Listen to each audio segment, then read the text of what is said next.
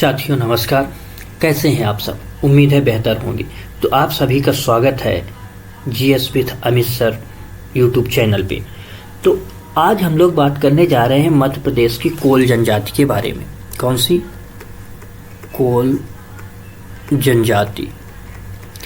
इससे पहले हम लोगों ने भील और गोंड को समझा हुआ है। तो सबसे इम्पोर्टेंट बात कि यह जो जनजाति है यह मध्य प्रदेश की तीसरी बड़ी जनजाति है। कैसी है? मध्य प्रदेश की तीसरी बड़ी जनजाति। दो जो है तो इनकी दो बड़ी जनजातियों को हम लोगों ने पढ़ लिया है। दो बड़ी जनजातियों को हमने पढ़ा है। पहली जो जनजाति है वह है भील। सेकंड जो जनजाति है वह है गोंड। कौन है? गोंड।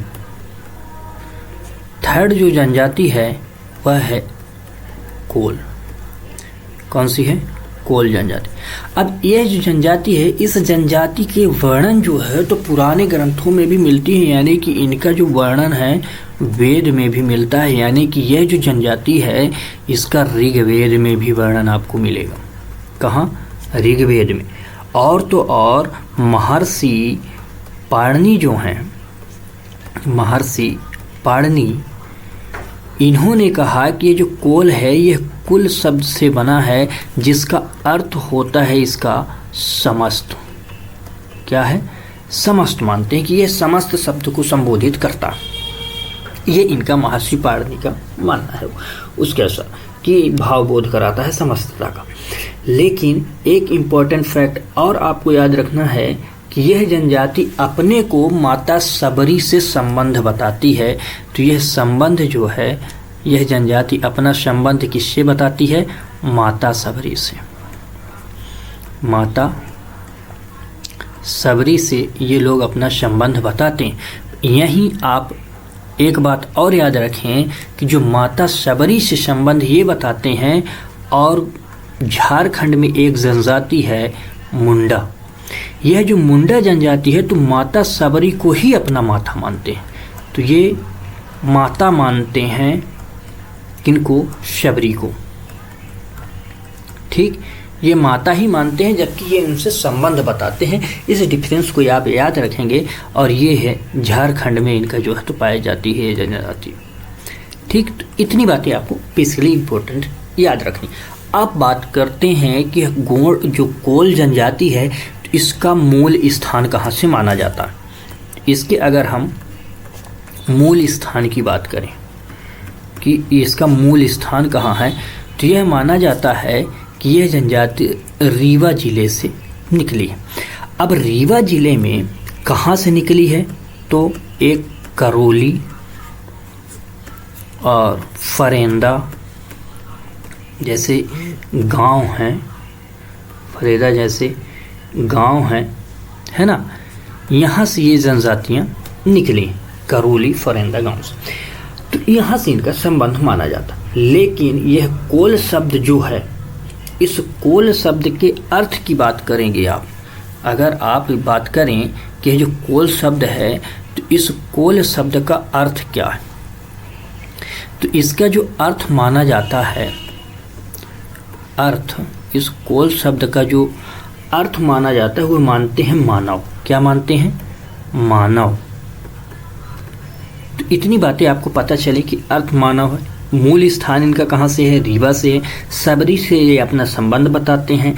और ये मध्य प्रदेश की तीसरी बड़ी जनजाति है। इनका संबंध जो है तो वेद में भी, ऋग्वेद में पाया जाता है, और महर्षि पाणिनि ने भी इनके बारे में बताया।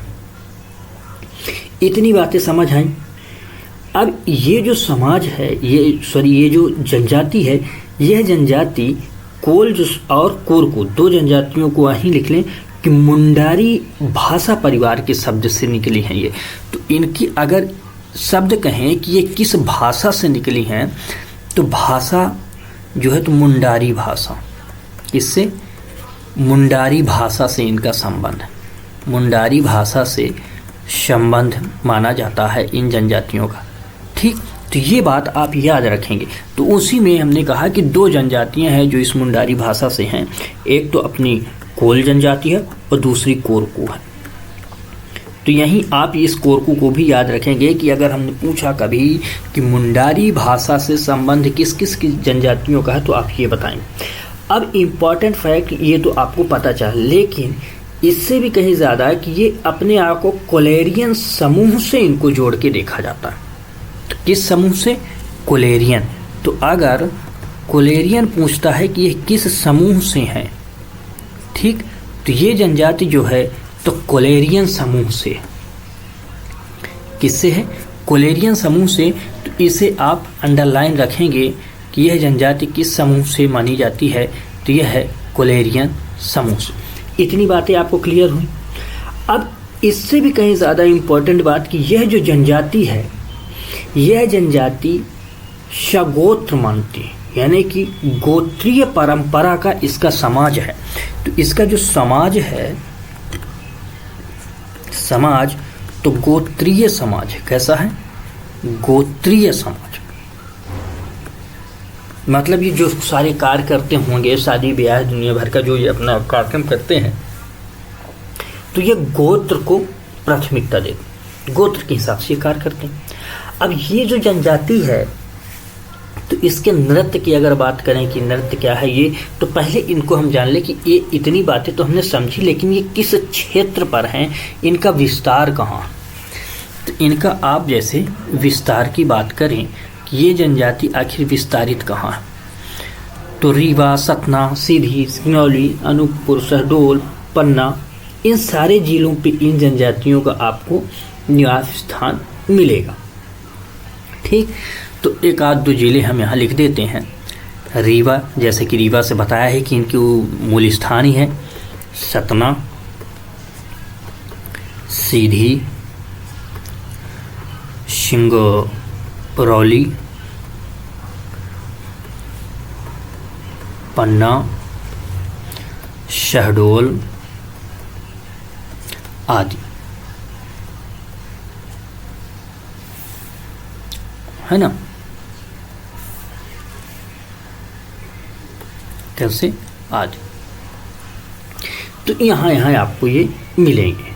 तो इतनी बातें आपको पता चलेगी कहाँ विस्तारित है, किन किन क्षेत्रों में पाई जाती है। अब बात करते हैं इस जनजाति के नृत्य के बारे में। तो कोल, इनका आप लिखें नृत्य। क्या? नृत्य। तो दहलका नृत्य माना जाता है। कौन सा? इनके जो नृत्य हैं, तो कोल दहलका, तो दहलका, कोल दहलका नृत्य माना जाता है इन जनजातियों। ये बहुत इंपॉर्टेंट अपना ये नृत्य मानते हैं। अब ये जो जनजाति है कि इनमें बड़ी इंपॉर्टेंट फैक्टर ये है कि कई गांव से, जैसे विवाद तो होंगे, आपसी झगड़े भी होंगे, मनमुटाव भी होंगे, कोई ना कोई समस्याएं तो उपजेगी समाज में। तो ये क्या करते हैं कि उस समाज में होने वाली समस्त मध्यस्थता को ध्यान में रखते हुए इन समस्याओं से निपटने के लिए कई गांव मिलकर एक पंचायत बनाते हैं, और इसी पंचायत को ये क्या बोलते हैं? गोहिया। तो याद रखें कि इनकी जो पंचायत है, पंचायत, इस पंचायत को ये बोलते हैं गोहिया। क्या बोलते हैं? गोहिया। और ये गोहिया कैसी है? कई गांवों से मिलकर बनती, कई गांवों से मिलकर बनाई जाती है ना। कई गांवों से मिलकर ये पंचायत बनती, तो गोहिया। अब इसी में ये मध्यस्थता करते हैं उनके मध्य। इनका जो मुखिया होगा, इनका मुखिया, ये लोग अपने मुखिया को बोलते हैं चौधरी। क्या बोलते हैं? चौधरी। इनका जो मुखिया होगा वह चौधरी होता। इतनी बातें आपको पता चली। अब इनमें धार्मिक अनुष्ठान भी होते होंगे। तो जो धार्मिक देवी देवता हैं, धार्मिक देवता में ये पूजा किसकी करते हैं? तो ये जो पूजा करते हैं, एक प्रकार से समझिए कि जो हिंदू देवी देवता हैं, हिंदू देवी देवता, ये हिंदू देवी देवताओं की पूजा करते हैं। क्या करते हैं? हिंदू देवी देवताओं की ये लोग पूजा करते हैं। तो ये याद रखें, और ब्रैकेट में आप लिख लें कि सूर्य देव की भी पूजा करते हैं। तो इस प्रकार से ये आपको समझ आया कि इतनी इनकी ये ऐसे हैं। अब इनकी एक बात कर लेते हैं, इनकी उपजातियां। क्या? उपजातियां। उपजातियां में रौतेले और रौतिया, ये दो उपजातियां इनकी पाई जाती हैं। बेसिकली यही है। अब ये जनजाति में एक चीज और याद रखना कि 22 उपशाखाओं में बटी है, बहुत लार्ज उपशाखा है। तो इसकी उपशाखा आप याद रखें कि कितनी उपशाखाएं हैं इनकी। उपशाखा मतलब बहुत बड़ी है। 22 उपशाखाओं में ये जनजाति आपको पाई जाती है। तो इतनी बातें आपको पता चली कि कैसे ये क्या कार्य करती है। अब बात करते हैं इस जनजाति का जीवन यापन में कैसा कार्य है। तो यह जनजाति जीवन यापन जो है इनका, जीवन यापन के लिए ये तो एक कृषि कार्य करती हैं, मजदूरी करती हैं और सभी लोग मिलकर कार्य करते हैं। तो इनमें ये जो है तो कार्य होते हैं और खेतिहर मजदूर खास तौर से ज़्यादा मात्रा में पाए जाते हैं। इसके अतिरिक्त भी ये अन्य कार्य करते हैं, जैसे कि कारखानों में भी ये लोग मजदूरी करते हैं, खदानों में भी मजदूरी करते हैं। यही सब करके अपना जो है तो ये लोग जीवन यापन व्यतीत करते हैं। और ऐसे ही इनका जो है तो कल्चरल इवेंट चल रहा होता है। तो आज की क्लास को हम लोग यहीं तक रखते हैं। आप लोग इस चैनल को सब्सक्राइब करें, शेयर करें तथा लाइक करें और अपने कमेंट में ज़रूर ये बताएं कि आपको ये क्लासेस कैसी लगती हैं, मेरे द्वारा दी गई जानकारी आपके एग्ज़ाम के लिए कितनी सहायक सिद्ध हो रही हैं, और ये भी बताएं कि इसमें हमें कौन से सुधार करने चाहिए। तो आपके सुझाव का बेसब्री से इंतज़ार रहेगा और उसी के अकॉर्डिंग जो है तो हम अपनी क्लास को और भी बेहतर करने की कोशिश करेंगे जैसे आपके सुझाव होंगे। तो तब तक के लिए धन्यवाद। आप लोग पढ़ते रहें, बढ़ते रहें। जय हिंद, टेक केयर।